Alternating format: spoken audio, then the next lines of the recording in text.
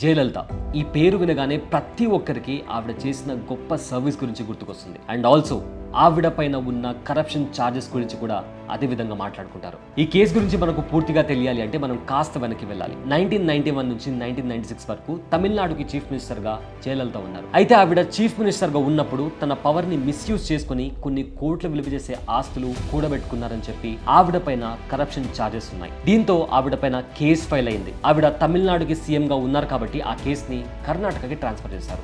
Cut చేస్తే after 18 years జయలలితను దోషిగా తేలుస్తూ September 27, 2014 Bengaluru special court judgement pass చేసింది. అంతేకాదు జయలలితకు 4 సంవత్సరాల జైలు శిక్షతో పాటు 100 కోట్ల జరిమానా కూడా విధించింది. అయితే దీనికి సంబంధించి అప్పట్లో జయలలిత ఆవిడ సీఎం పదవి కూడా రాజీనామా చేశారు. అంతేకాదు బెంగళూరు స్పెషల్ కోర్ట్ ఇచ్చిన జడ్జిమెంట్ ని ఛాలెంజ్ చేస్తూ కర్ణాటక హైకోర్టులో పిటిషన్ ఫైల్ చేశారు.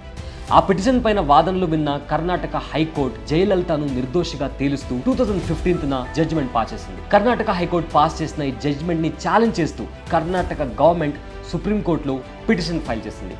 అయితే కర్ణాటక గవర్నమెంట్ ఫైల్ చేసిన పిటిషన్ పైన సుప్రీంకోర్టు తమ డెసిషన్ ని చెప్పేలోపే జయలలిత డిసెంబర్ 2016 చనిపోయారు. సో జయలలితని అరెస్ట్ చేసినప్పుడు ఏవైతే అసెట్స్ ని సీజ్ చేశారో వాటిని తిరిగి తమిళనాడు గవర్నమెంట్ కి హ్యాండ్ ఓవర్ చేయాలని చెప్పి Bengaluru special court orders pass చేసింది.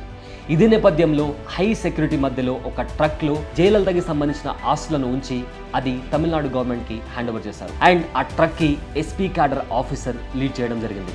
యాజ్ పర్ రిపోర్ట్స్ ఆ ట్రక్ లో 27 kilograms of golden ornaments, golden crown and ఒక గోల్డెన్ స్వార్డ్ కూడా ఉంది. అంతేకాదు 1562 acres ఆఫ్ ల్యాండ్ కి సంబంధించిన పేపర్స్, 10,000 sarees, 750 ఫుట్వేర్స్ అండ్ దాంతోపాటు కొన్ని కలెక్షన్ ఆఫ్ వాచెస్ కూడా ఉన్నాయి. ఇక్కడ ఇంకో ఇంట్రెస్టింగ్ ఫ్యాక్టర్ ఏంటో తెలుసా? ఈ ఆస్తులను సీజ్ చేసేటప్పుడు వాటి విలువ 913 కోట్లు, కానీ ఇవాల్టి డేట్లో వాటి విలువ 4,000 కోట్ల రూపాయలు. అండ్ వీటిలో ఎక్కువగా హైలైట్ అయింది వడ్డానం లాంటి 1.2 kg waist belt, 1.5 kg golden sword and ఒక గోల్డెన్ పెన్ కూడా ఉంది. అంతేకాదు 1,93,000 ఆఫ్ క్యాష్ ని కూడా సీజ్ చేశారు. అందులో 59,870 రూపీస్ ఆఫ్ ఓల్డ్ నోట్స్ ఉన్నాయి, అంటే డిమానిటైజ్ అయినవి. డిమానిటైజ్ అయిన నోట్స్ ని ఆర్బీఐతో ఎక్స్చేంజ్ చేపించి తమిళనాడు గవర్నమెంట్ కి హ్యాండ్ ఓవర్ చేయాలి అని చెప్పి కోర్ట్ ఆర్డర్స్ పాస్ చేసింది. అండ్ ఆల్సో ఇందులో ఒక లగ్జరీ బస్ కూడా ఉంది. ప్రజెంట్ ఆ బస్ సిట్ కస్టడీలో ఉంది. ఆక్షన్ వేసి దాని ద్వారా వచ్చిన డబ్బులను తమిళనాడు గవర్నమెంట్ ట్రెజరీకి పంపించాలని చెప్పి కూడా కోర్ట్ ఆర్డర్స్ పాస్ చేసింది. సో ఈ విధంగా తమిళనాడు ఎక్స్ చీఫ్ మినిస్టర్ జయలలితకు సంబంధించిన ఆస్తులను తమిళనాడు గవర్నమెంట్ హ్యాండ్ ఓవర్ చేసుకుంది. And Tamil Nadu government hand over చేసుకున్న ఆస్తులను స్టేట్ వెల్ఫేర్ కోసం వాడాలని చెప్తూ కోర్ట్ స్పెషల్ ఆర్డర్స్ కూడా పాస్ చేసింది.